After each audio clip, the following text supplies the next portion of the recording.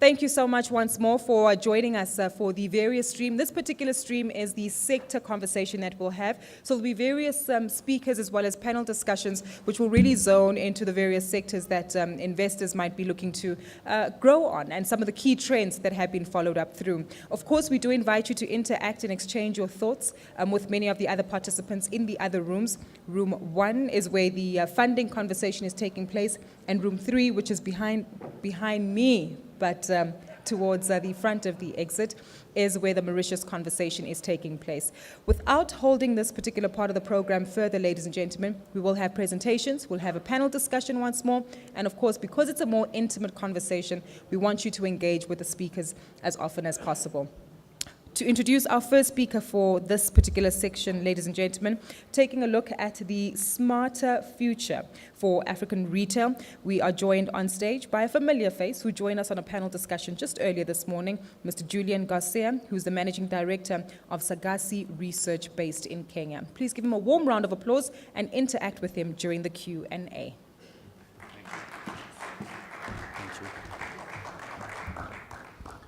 Hello, everyone. Thank you very much for joining us today. So maybe a quick note of introduction on me. So I'm Julien Garcia. I am the founder and the managing director of Sagasi Research. I am French, so excuse my accent. I hope you will manage to follow the discussion. I've been based in Kenya for the last 5 years, and my firm, so we conduct research across the African continent, from Algeria to South Africa, and then from Senegal to Mauritius, on consumer goods related topics, so understanding the consuming class, the middle class, and also a lot on retail related topics. So today I will, so the brief from API was for me to introduce you to smarter retail concepts. So what I've tried to do is, it's a series of vignettes, so just a few of them, to give you some ideas of what are retailers doing on the African continent, which at least appear smart to me, so we can have a discussion whether you believe it's smart or not. But my goal today is also to give you some exposure to maybe retailers that you have not heard of, who might not be in South Africa. Some of them are, obviously, and you know them, some of them are not. And so that you have a good picture of what's happening on the African continent in terms of retail besides South Africa. So maybe some context, so very quickly. I'm sure you know the story, but so modern retail across sub-Saharan Africa, excluding South Africa, the development is rather recent. There's a limited number of modern retailers. Limited number of modern shopping malls existed on the continent 10 years ago. What we saw over the last 5 years, we saw a strong increase in the investments. Strong increase in the development of new malls, and strong increase in the development also of new retailers across the continent. So that's one. Second, most countries are still in a transition phase. Consumers are moving progressively from traditional channels to more modern retail channels. However, all of this takes a lot of time. So developing modern retail in a country, and I'm sure modern retailers here in the room would agree, can take 25, 30 years, and we are still in the infancy of this. So if you are a retailer, and if you are a developer and developing a shopping mall where your clients will be retailers, you need to keep in mind that all of this takes time, and so you need to be cautious, and so you need to be smart in order to be successful and to make sure you are successful as fast as possible. So what we will do today, we will look at 6 vignettes that I will highlight. So one, so be smart, and one way to be smart is to open smaller stores to lower your risk, your overall risk, and to reach profitability faster. Second vignette will be on leveraging traditional trade to build a modern retail offering. Traditional trade, ballpark figure is around, let's say, 80 to 90% of all trade in most sub-Saharan African countries. And so one way, to develop your modern trade offering and to go together with the evolution of the consumer habit is, to leverage that traditional trade. The third vignette will be, be smart, don't only focus on upper and middle class areas within the cities. what we see, there's plenty of retailers who actually manage to do to have an amazing performance in locations which might not be the the first locations which comes to your mind when you enter one of these African capitals. Next vignette would be be smart, beat them at their own game and capture market share from traditional retail. So we will see how some of the modern retailers do that. And lastly, the last vignette would be adapt your concept to fill local habits, which seem to be obvious. Yet, a lot of the retailers, they also come into these African countries with a specific concept that they have in their home country, and they forget, to adapt the store concept to what would fit the actual consumption habits. So vignette number 1, be smart, start small.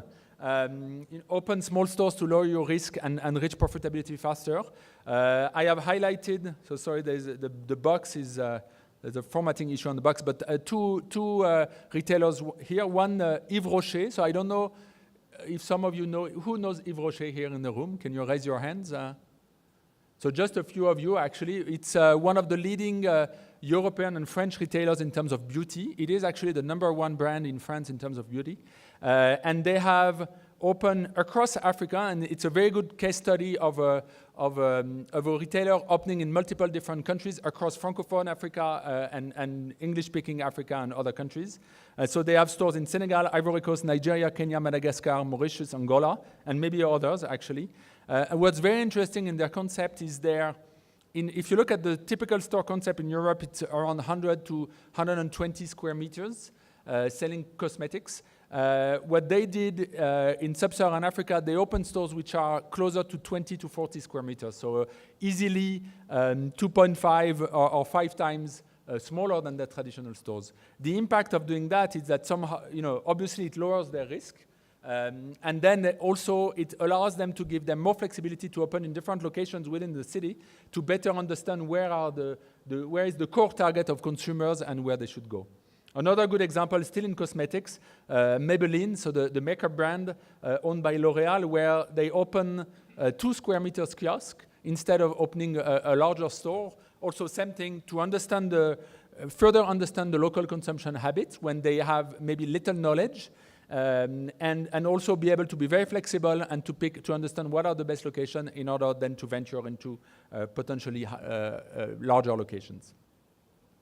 As a result, by the way, of this, and so not specific to this example, but what we see stores in sub-Saharan Africa which have a very high trading density. So when we look at the sales per square meter, because the stores are smaller, and because also if you pick your location right, you manage to have quite a good number of clients, some of the trading density in Africa are extremely high, and higher than what you would witness here in South Africa or even in Europe.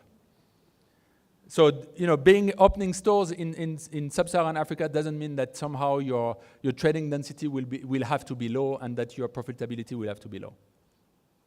Maybe second vignette, be smart and leverage traditional trade to build modern retail offering.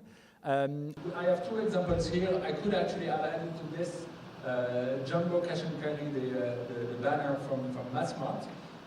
Here the 2 examples are in French-speaking Africa with Bao, which is a brand from Casino, the French retailer, and also CDCI in Ivory Coast. Both of them have developed a cash and carry concept where what they do is they sell not only to small traders and small stores, hawkers, etc., but also they will sell to general consumers who somehow need to buy in bulk. By doing so, you manage to benefit from the fact that 80 or 90% of the market is still traditional, so you are not forgetting that part of the business, yet you are also managing to attract some of the consumers who are interested by modern retail. And so at this stage, beside these 2 and maybe Jumbo, there isn't that many case studies, so we see probably in the future some interest from other players to enter into that store with that store format to be able to accompany the development of modern retail. Vignette number 3, be smart, don't only focus on upper and middle class areas. I have highlighted here an example of Nairobi, on Mombasa Road in Nairobi. For those who are not familiar with the city, so it's the main axis of the country, actually, but also going from the airport to the city and back and forth. What's interesting is very recently there wasn't that much retail on that axis, and now what you see, it's a 5-kilometer stretch that I've highlighted here, where you have actually a lot of the food and beverages players who have opened on that axis. A supermarket, Naivas, on the top left. And what you see is actually, instead of going into a mall where obviously the rent is high, in some cases, if the mall is new, you're not sure what will be the performance of the mall. Will the footfall be as expected, or what should you expect? Some of these players, they actually look for these roadside locations, and that's valid for food and beverage, but also, again, for potentially other categories, supermarkets, pharmacies, etc., where traffic is high. Because traffic is high, also the people who drive usually tend to be, from the middle and upper classes. So you have, you will be able to capture, the upper middle class on this axis, and then the rent and the location also can be very attractive as a retailer. And so here you see Java, for example, House, which is the local East African coffee chain, has 3 outlets on that axis, all of them performing very well. And then even the fast food outlets are performing very well, where you manage to fill your outlet also pretty much the entire day, weekdays, weekends, and so which makes it even more attractive as locations. Vignette number 4, in order to be smart, you somehow need to convert consumers from traditional trade.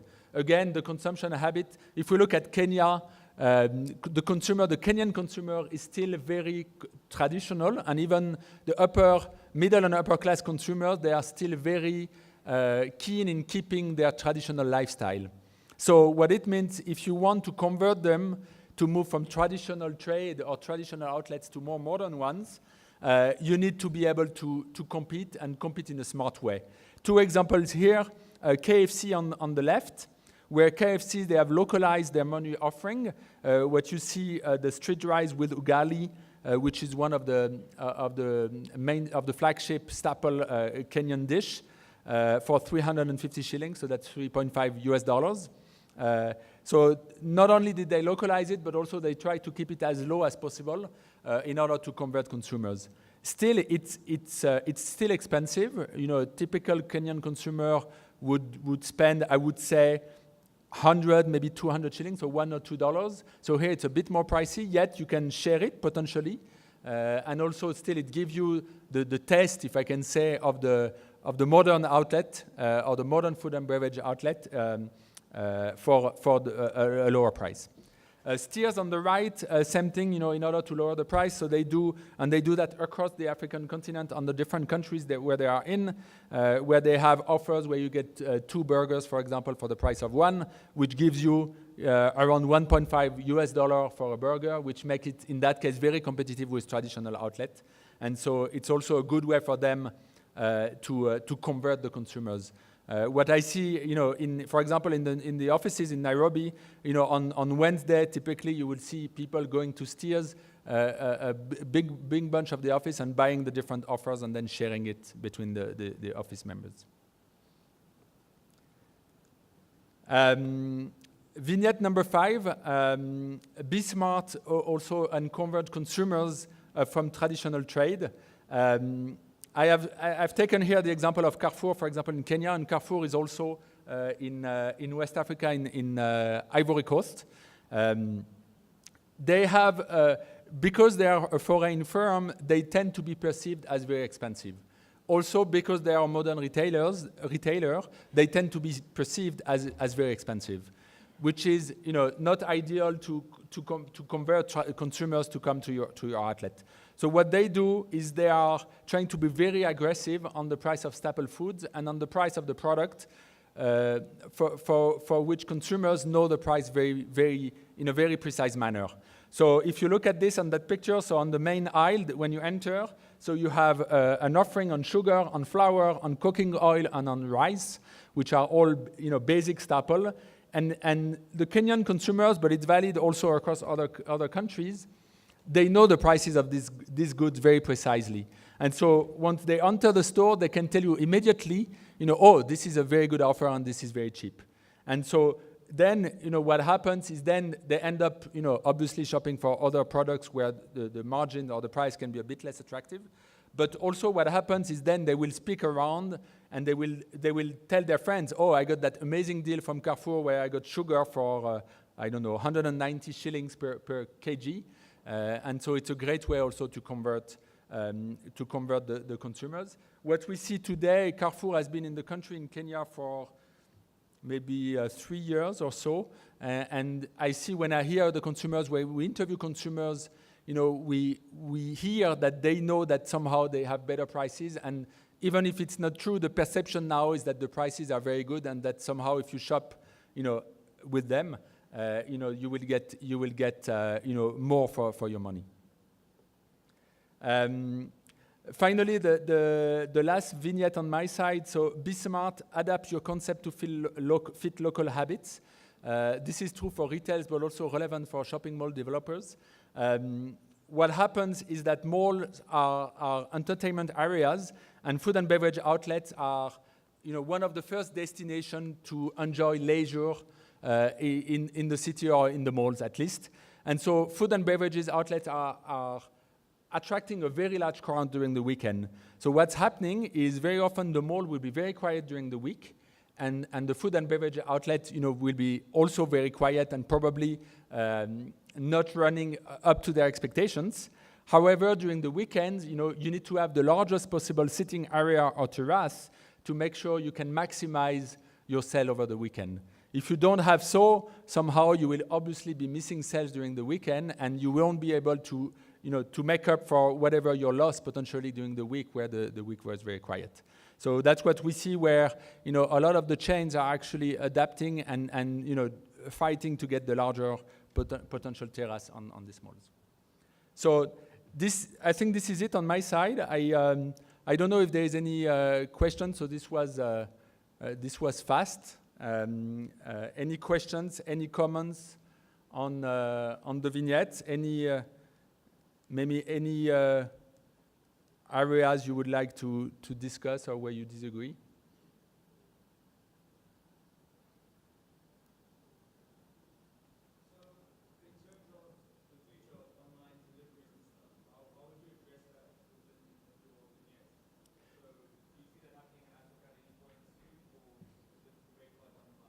And by delivery, do you mean grocery deliveries or food? No, so on food deliveries, obviously the market is very hot, and what you see in most of these largest markets, so take Kenya, Nigeria, Ivory Coast, you see most of the delivery guys fighting for market share, right? So here you would have Uber Eats, Jumia, Glovo or whoever, right? And I think this is a big market, right? Because obviously moving around the cities can be a bit of a nightmare. Cost of delivery is not that high, so at the end, the market is booming.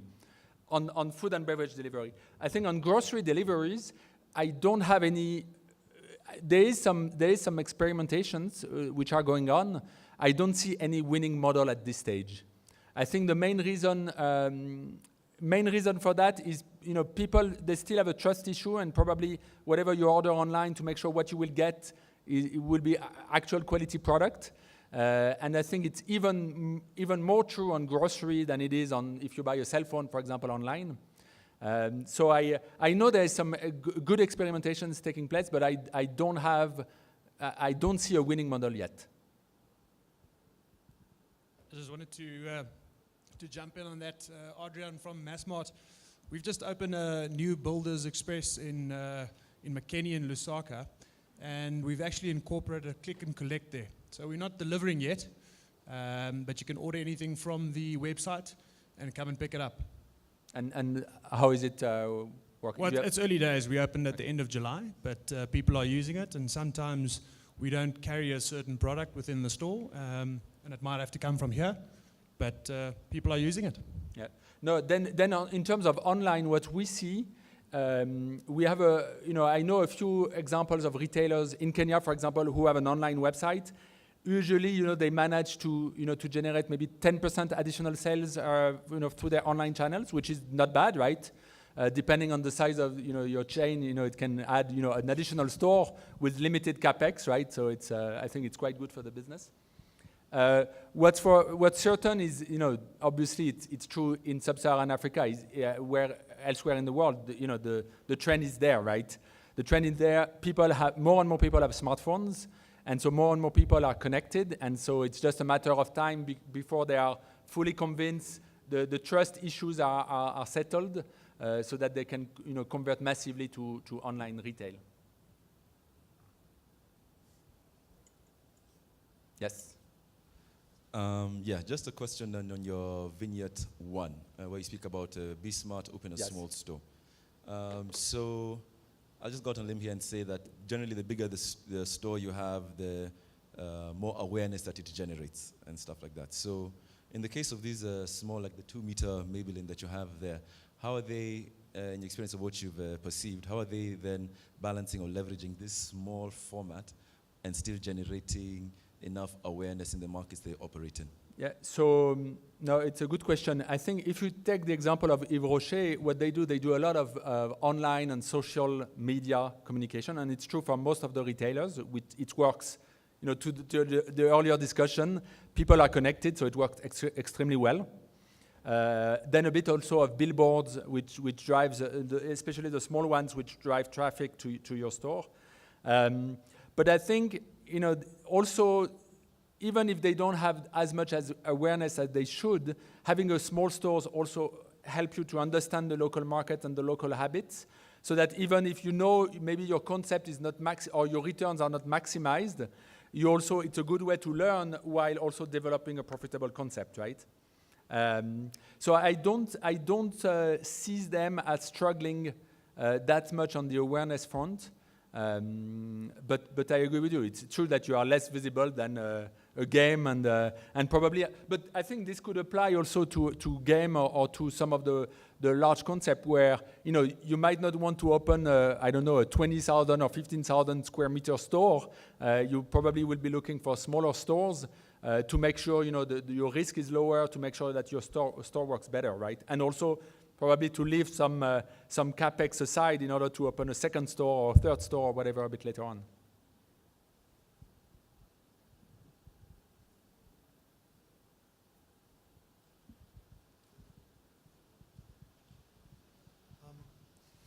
Hi. So when you're advising retailers if they should enter a market or not, probably the first step is to measure how big the market is, in particular how big the middle class is, which is always like the $1 million question, because it's very difficult to measure, especially because it's not very stable in between crises or in between cycles. So how do you measure that? The first question, in countries such as Kenya or Nigeria, and how good your estimates have been, and what you have learned from those estimates? Yeah. No, well, it's a very good question, and actually it's the core of our business, right? Our business is actually in capturing the data. So besides working on retail concept, what we do is we do a lot of interviews on the ground. So we cover 20 markets today. In each one of these 20 markets, we have in between 10 to 150 people on the ground collecting the data for us. And so what they do is they do consumer interviews, they do a lot of store counting, counting the traffic, checking, how much do people spend, so that we have, an accurate and up-to-date visibility on what people earn, on what they spend, where do they spend it, etc. And this works very well, especially for existing concept or retail concept which are clear on the market. Where it's a bit more complex is if you come up with something very innovative, is to be able to gauge the interest of the consumer for that. But that's valid anywhere in the world, right? So because if you ask consumer, you can show them pictures, you can do whatever you want. They will always tell you, it's a great concept, I love it, etc. Then it doesn't mean that they will come and spend their money there. So I think we are quite good in collecting information on actual spending, actual number of store visits, average basket, etc. We are, when it's forecasting on new concepts, it's a bit more difficult. An anecdote on this, when I moved to Kenya 5 years ago, we did some assessment of how much, what were the sales per square meter of specific stores in Kenya. And our client at that point, when we presented the result, our client said, "Oh, it's not possible. The number you have, I don't trust the number, it's not possible," because the number was actually higher than the performance of his best store in Europe. And so I said, okay, fine, maybe we messed up in the data collection. So we redid it again. We collected other data from other sources, and we came up with the same results. And actually, our numbers were correct. We counted, so we did all the store counting. We interviewed people exiting the stores to understand how much they were spending. And the numbers were correct. It's just that somehow also sometimes people have a certain idea in mind in terms of what they will get in terms of spending, average basket. And in that case, we were very different from what they had in mind. So I think our business, again, is on first-hand data, capturing it ourselves, so that we have quite a good understanding of how it is being collected and what does it mean. But so the essential question, and nobody has an answer to, is what is the middle class? Because you can have a very good understanding of how much money people make, how do they spend it. Then the definition of the middle class doesn't mean much, right? So what we try to do, we set a threshold where we see the people who come and visit shopping malls, for example, across the African continent, and the value is about the same across all of the countries. We see that usually it's people, once they make more than $750 per month per household, that's the inflection curve is, we see that people, the visit in the mall, the shopping habits start to change at that threshold. So that's what we consider as being the middle class.